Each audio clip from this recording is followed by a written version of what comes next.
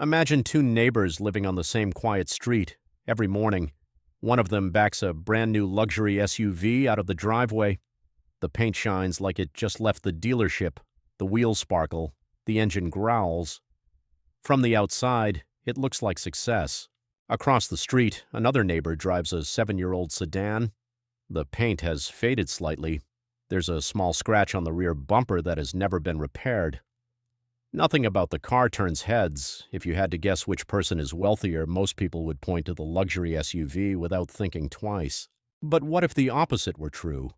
What if the person driving the older car had several $1 million invested while the luxury SUV owner was struggling to cover next month's bills? That situation is far more common than most people realize. We've been taught to measure wealth by what we can see. The expensive house, the designer clothes, the luxury watches, the newest phone, the expensive vacations, the high-end car parked in the driveways. But those things don't measure wealth. They measure spending. Real wealth usually stays hidden. You can't see someone's investment portfolio while they walk through a grocery store. You can't recognize a fully funded retirement account by looking at someone's shoes. And you certainly can't tell how much financial freedom someone has by the badge on the front of their car. That's the illusion millions of people fall into every single day. They mistake visible spending for invisible wealth. Those two things are rarely the same. In fact, they're often moving in completely opposite directions. One builds financial freedom, the other delays it. The surprising part is that income doesn't necessarily solve the problem. Many people assume financial struggles disappear once someone earns six figures. After all, earning more money should make life easier, and sometimes it does. But only if spending grows more slowly than income. Otherwise, every raise simply creates a more expensive lifestyle. Think about how lifestyle inflation works. Someone receives a promotion, their salary increases. Instead of investing the extra income, they upgrade apartments. Then comes the nicer furniture, the newer car, more expensive restaurants, better vacations, premium subscriptions, designer clothes. None of those purchases seem unreasonable by themselves. Each decision feels justified. I work hard. I deserve this. I can afford the monthly payment. Individually, each purchase appears harmless. Collectively, they quietly consume every dollar that once represented financial progress. Without realizing it, a person earning twice as much as they did 5 years ago can end up feeling exactly as financially stressed as before. The numbers changed, the pressure didn't. That's because income creates opportunity. Habits determine what happens to that opportunity. Imagine two people receiving the exact same promotion. Both earn an additional $20,000 per year. The first immediately increases their spending. A more expensive car, a larger home, higher monthly expenses. By the end of the year, almost every dollar of the raise has disappeared into new payments. The second person lives almost exactly the same way they did before the promotion. They increase their investments instead. 5 years later, their lives look surprisingly different. The first person appears wealthier. The second person actually is. And that's one of the biggest financial lessons most people never learn. Looking successful and becoming financially secure are completely different goals. One depends on appearances, the other depends on ownership. Ownership is what creates freedom. Every investment you own can continue growing. Every asset has the potential to generate future income. Every unnecessary payment reduces that ability. The problem is that ownership is invisible. Nobody compliments your retirement account. Nobody notices your index funds. Nobody asks where you keep your emergency savings. Instead, people notice the things you buy, which creates an invisible pressure to spend money in ways that earn approval instead of creating security. That pressure exists almost everywhere. Social media magnifies it. Advertising depends on it. Entire industries profit from convincing people that success should be displayed instead of quietly accumulated. But here's the interesting part. The people who have already achieved long-term financial independence often play a completely different game. Instead of asking, "What will people think if I buy this?" they ask, "What will this purchase cost my future?" That's a very different question. Because the true cost of something isn't always printed on the price tag. Sometimes the biggest cost is what that money could have become if it had remained invested for the next 20 or 30 years. A $60,000 luxury vehicle isn't simply a $60,000 purchase. It's also decades of potential investment growth that no longer exists. A larger mortgage isn't only a higher monthly payment, It's less flexibility, less investing, less freedom. Every financial decision carries two prices: the amount you pay today and the opportunities you give up tomorrow. Most people only notice the first one. The second quietly shapes their future. This is why two families earning identical incomes can arrive at completely different destinations. One family constantly upgrades their lifestyle, the other gradually upgrades their balance sheet. From the outside, the first family appears more successful. From the inside, the second family sleeps better, because financial freedom isn't created by impressing strangers. It's created by owning more of your future than your past. And that shift in thinking changes everything. In the next section, we'll look at one purchase that quietly destroys more long-term wealth than almost anything else, not because it's always a bad decision, but because millions of people buy it for the wrong reasons. Let's start with the most obvious one: the car. A car is one of the easiest ways to create the appearance of wealth. You pull into a parking lot in a luxury vehicle and people immediately make assumptions. They don't know your bank balance, they don't know your investments, they don't know your debt. They don't know whether you have 6 months of expenses saved or whether your next paycheck is already committed. They only see the car. And that's exactly why cars can become such a dangerous financial decision. The problem isn't owning an expensive vehicle. If you genuinely enjoy it, can comfortably afford it, and it doesn't interfere with your financial goals, there's nothing inherently wrong with it. The problem begins when the car becomes more important than the balance sheet. Consider two people earning the same salary. One buys a car with a manageable payment and keeps it for 10 years. The other constantly upgrades. Every few years there's a newer model, a larger payment, higher insurance, more expensive maintenance. Eventually, the second person isn't simply paying for transportation, they're paying for an identity. And identity is expensive, because once you become accustomed to a certain lifestyle, going backward feels painful. That's one reason lifestyle inflation is so powerful. A person can become comfortable with a $700 monthly car payment surprisingly quickly. After a few months, it doesn't feel like a major expense anymore. It becomes normal. Then another expense arrives. Perhaps the house gets upgraded. Suddenly, the mortgage is larger, the utility bills increase. The furniture has to match the bigger rooms. The property taxes increase, the insurance costs more. And now the person isn't spending money on one expensive thing. They're maintaining an entire ecosystem of expensive decisions. That's the hidden problem with upgrading your lifestyle. One purchase often creates several more. A bigger house doesn't just mean a bigger mortgage. It can mean bigger furniture, higher maintenance, more electricity, more insurance, more property taxes, and more time spent maintaining it. A luxury car doesn't just mean the monthly payment. It can mean higher insurance, premium fuel, expensive tires, and larger repair bills. The purchase is only the beginning. And this is where the concept of lifestyle creep becomes important. Lifestyle creep happens when your spending increases automatically as your income rises. You don't necessarily make one dramatic decision. Instead, everything becomes slightly more expensive. Your old $40 dinner becomes a $70 dinner.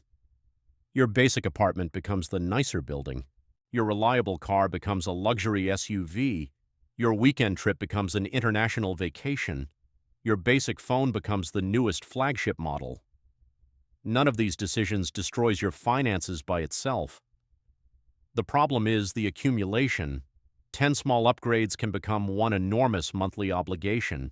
And once those obligations become permanent, your salary has to keep growing simply to maintain the lifestyle you already have. That's the opposite of financial freedom. Financial freedom means your life becomes less dependent on your next paycheck.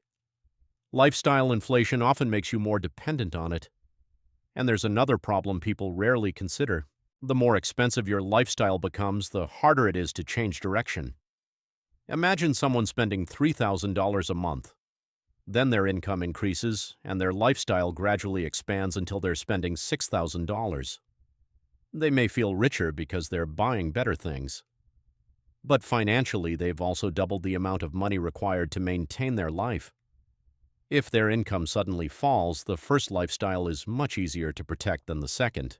That's why a high income isn't the same thing as financial security.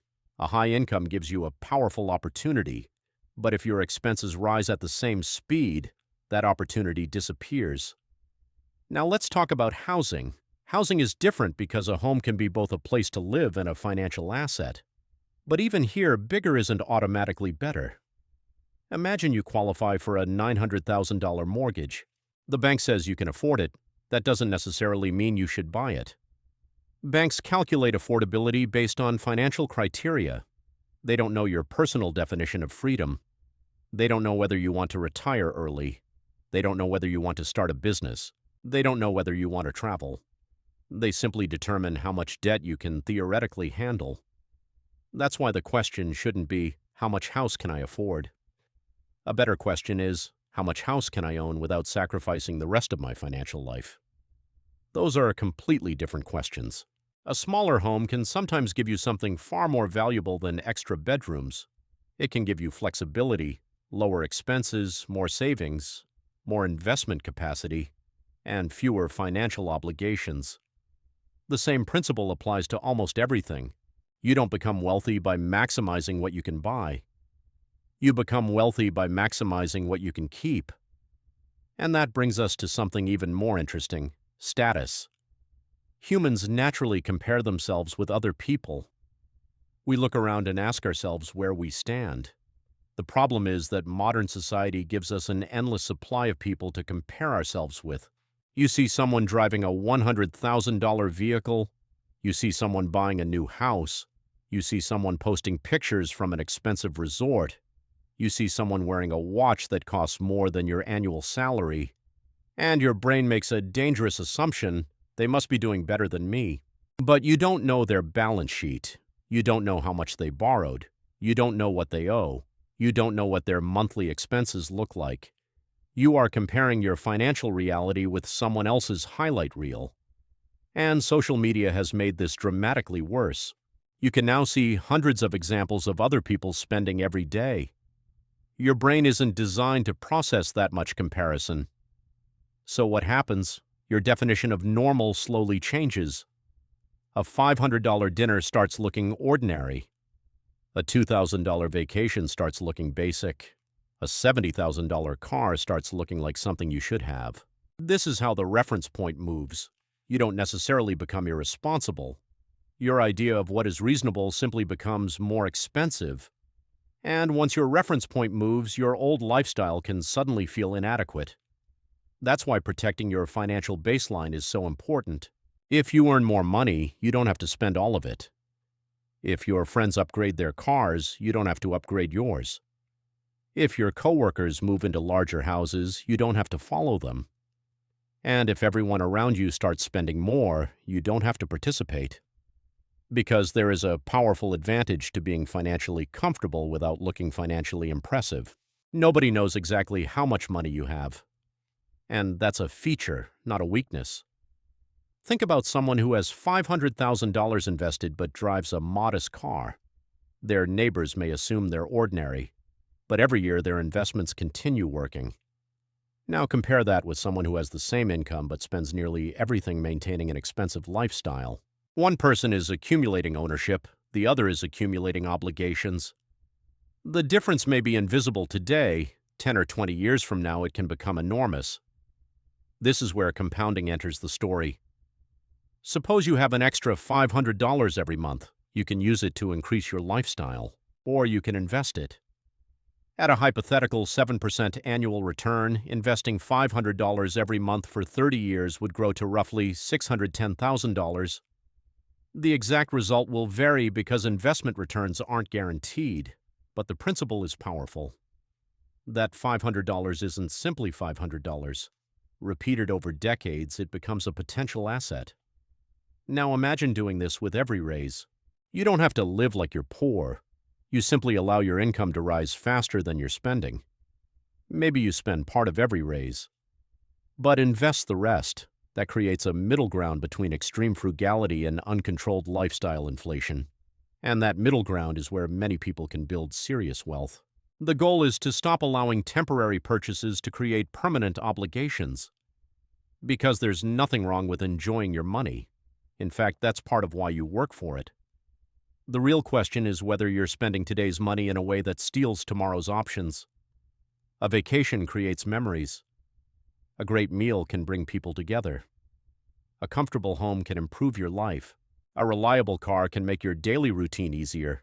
Money spent intentionally can be incredibly valuable, but spending primarily to convince other people that you're successful is a very different transaction. You're paying real money for an invisible audience. And the strange thing is, that audience is probably paying far less attention than you think. Most people are busy thinking about their own lives. They're worried about their own careers, their own relationships, their own finances, their own appearance. They may notice your new car for 30 seconds.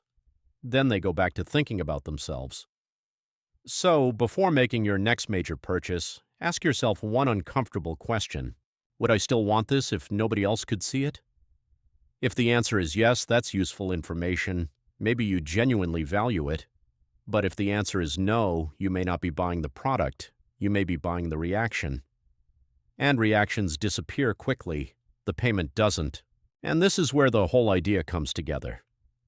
Looking wealthy and being wealthy are two completely different things. The car in your driveway, the size of your house, and the clothes you wear can make you look successful.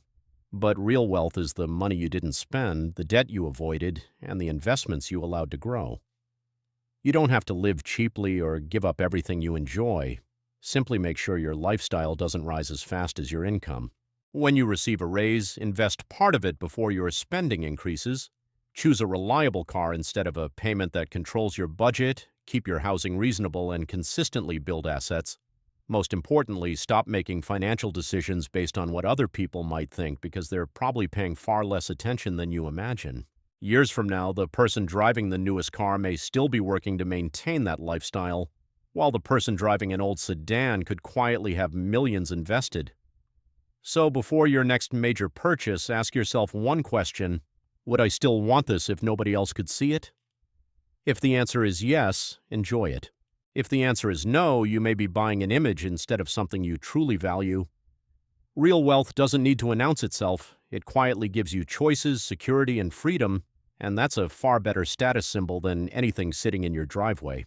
If you found value in this video, make sure to subscribe and turn on notifications so you don't miss future videos on personal finance, wealth building, and financial freedom. And if this message resonated with you, share it with someone who might need to hear it. Thank you for watching. See you on the next video.